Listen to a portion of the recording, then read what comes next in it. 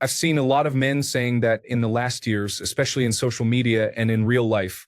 In some ways, I believe that this can be true, because I've seen women making fun and calling men weak when they show feelings. But what is your experience with this as a man yourself? Story 1. The only woman who did not make me regret opening up was my wife. All other women did. Men were always easy on me because they usually feel the same, so they understood my pain. But I also only open up to a select number of people. Story 2. What I have seen the vast majority of the time, a man opens up about his feelings. The woman doesn't really know how to support or help, so she tries to relate by talking about her own experiences. The man tries to open up more. The woman starts to do the same, then gets upset that the man isn't supporting her, despite it starting as him needing support and help. The man realizes this, shuts down, tries to help her to de-escalate the situation, remembers how this happened, and never tries again. I can say that with the exception of one woman, the times I have opened up to a woman in my life, they all ended up using that against me later. You eventually just learn it's a toxic thing to do, and you don't do it anymore. Story 3. I will say that women have a very different approach to listening to men than listening to other women. I will be in a group of women, and they're talking about very vulnerable subjects, their feelings and their emotions. Then the topics will shift to men sharing their problems and how they dislike being a therapist by having to listen to men talk about their emotions and their feelings on vulnerable subjects. Story 4. I'll tell you this much, and this might sound harsh to say. If someone you're confiding in, whether man or woman, lacks empathy and active listening skills, you don't say a single word. I don't care if it's your mom, dad, wife, or husband. On the flip side, if they do possess empathy and active listening skills, then you can have genuine and cathartic conversations with them without ever regretting it. Don't get sucked into gender wars. Judge them solely on their behavior. How do they talk about mental health? Are they scornful in arguments? Do they have a savior complex? Are they self-centered? Do they have accountability issues? Are they misogynistic? Story 5. I think it's more accurate to say opening up is a way of finding out if you are with a shark. The more you realize that how people act is a reflection of them, not you, it becomes much easier to pity them when they lash out or use confidential information against you. I kind of like it when someone shows their true selves, whether you loan them money, see how they compete, or see how they treat sensitive issues. Better to see it sooner than later so you can put them in a place they can't hurt you. Story 6. Kind of proves the "it's only men who shame other men for opening up" logic is wrong. I know for some, it's hard to come to terms with, but some, not all women are just as nasty, selfish, toxic, abusive, and mean-spirited as some, not all men. Women aren't levitating above men morally. It comes down to individuals, and yeah, the men saying this have obviously had negative experiences with said nasty and toxic women. It doesn't mean all women are like that. It means the men talking about those experiences are addressing the individual women they have met personally. Weirdly enough, in my experience, the vast majority of people, both sexes, have been nothing but supportive and caring for me. But I know I'm just one guy, and this isn't true for other men. Story 7. Look, I'll be real with you. I have had nothing but bad experiences with that, which is fine. That's how life is. The trick is to learn that you can't get all your needs met in one relationship. I have my friends who understand me, and I don't need to be politically correct next to them. Story 8. I have been shamed for opening up in front of girlfriends. They preferred more stoic men, the kind that take a bullet to the brain before telling anyone they are having a rough time.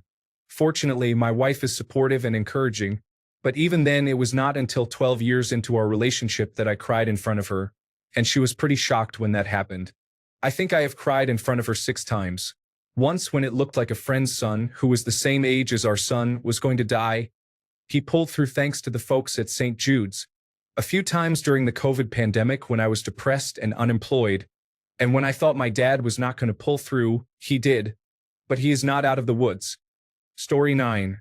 Of the half dozen or so women I've opened up to in a non-therapeutic setting, 3 have not responded with mockery. One was my mother, who already knew my story. The other 2, on separate occasions, later came out as transgender. One is a man, the other is non-binary. And to me, that's about as funny as it is disheartening. People like to say we're not alone, but actions speak louder than words. However, I have noticed that as I and the women around me age, it's gotten easier to open up about the little stuff. I'm not ready to talk about the big stuff with women yet. Also, for a lot of guys, it's because we never got to do it when we were kids, and that creates more damage than you'd expect. If you were taught from a young age to ignore your own emotions and are consistently shown that nobody else cares about them either, who the hell are we to expect men to care about the emotions of others? To respect boundaries that he didn't even get to set himself? Who the hell are we to expect a guy like that to turn out as anything other than an emotionally stunted person? I'm not excusing those guys. What they do is unjustified. I'm just saying that we don't get to be surprised. I know that a lot of men are terrible, but being a man was not the reason he became that way. Being a man was simply society's inspiration to break him, to teach him that his feelings do not matter and that nobody cares. Not a day goes by where I don't wonder how much safer, better, and friendlier the world would be if we weren't so cruel to our boys. Maybe women would feel safe. Maybe I'd be able to open up. Maybe the male suicide rate would be fewer than 1 in 38. Story 10. It's analogous to the Madonna whore paradox with sex. Women want your emotional availability, but it has to be a highly exclusive prize they had to fight for, not something you offer to every woman you meet. Story 11. Okay, I'll bite. This is going to be a sad one. Brace yourself. I come from a family where I was taught not to share my emotions. My problems are my problems. There is no point in discussing them. Showing emotions, such as despair, sadness, tantrums, are not allowed. Simply not allowed. Control yourself. My parents would tell me as a kid. I got married. It took me many years to try to be a little bit more open about emotions and feelings. I need to be strong for her. If I'm weak and lose control, then will she be able to rely on me? So, about a year ago, I started to try to open up to my wife more. She quickly replied, "Sorry, but my problems are bigger than yours."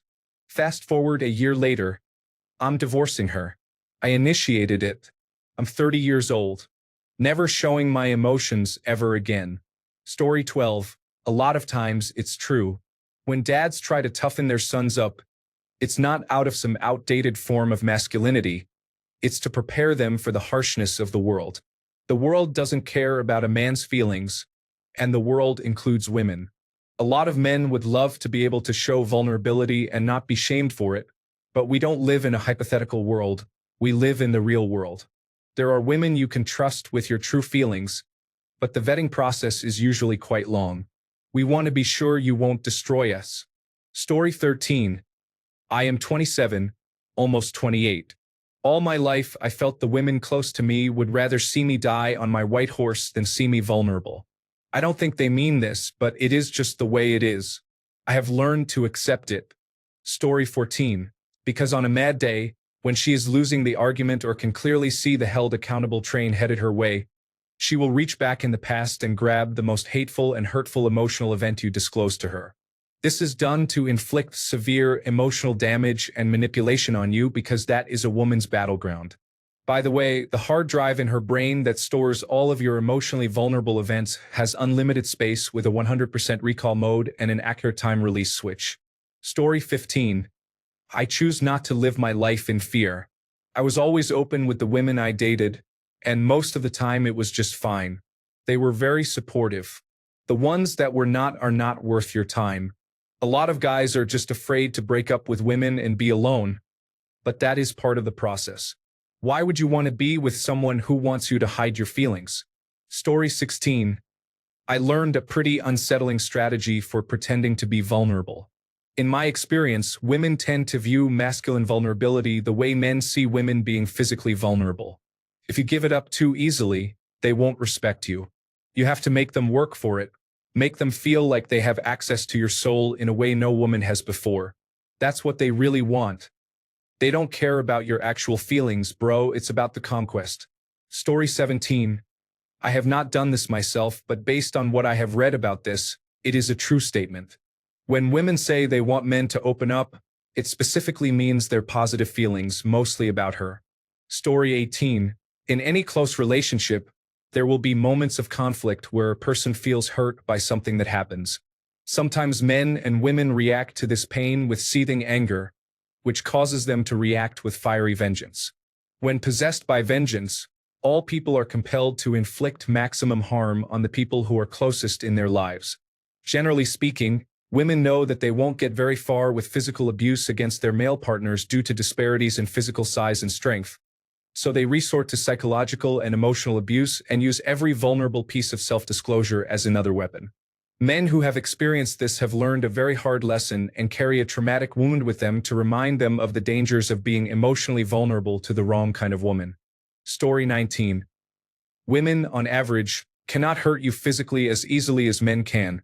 So when they want to hurt a man, they will ruin your life and destroy you psychologically and spiritually. Story 20. You are giving her bullets that she will fire back at you later.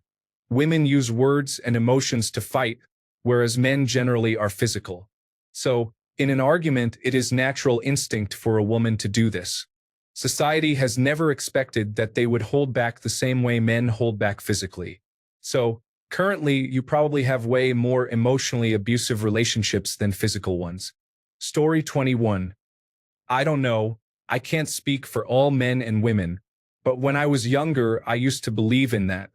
Even when I open up to women I have platonic relationships with or are acquainted and they have relationships, things have gone downhill. So I'm not saying it is impossible. I think if the connection is strong enough, sure. But I'm yet to find a woman where I feel confident in doing so. Story 22. I am an ancient sage who has just meditated for 1,000 years in the Wudong Mountains on this very question, and this is what I have discovered. It depends on the person. Story 23. I have been very happy with my wife these last 20 years. I cannot imagine having the relationship we do if we did not open up to each other about everything. Story 24. Men are judged by women ultimately because of two things: lacking the ability to affect the things around them, or being too easily affected by the things around them. Opening up about your emotions shows that you are negatively affected by whatever is making you emotional. The more emotion you show, the more it is affecting you, and the less masculine you are. Get cold too easily? Not masculine. Cry over something in a movie? Not masculine. Can't handle the stress? Not masculine. Denied that promotion? Not masculine. Can't open a jar for her? Not masculine. Etc. etc.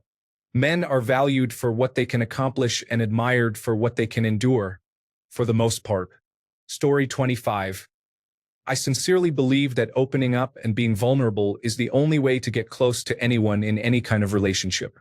My closest friends could hurt me the most easily. If you get close to someone, you risk getting hurt or hurting them. That is the deal. However, if anyone actually uses your vulnerability against you, that just makes them a bad person. A decent person doesn't jump at the opportunity to hurt others. They might decline to open up themselves, which is fine, but they shouldn't see it as an opportunity. I want to add, working on your self-esteem helps in opening up. Not because you won't get hurt anymore, but because you learn to recover faster from it. You are boosting your emotional health points and health points regeneration. Story 26. I think this comes into the whole judge of character thing.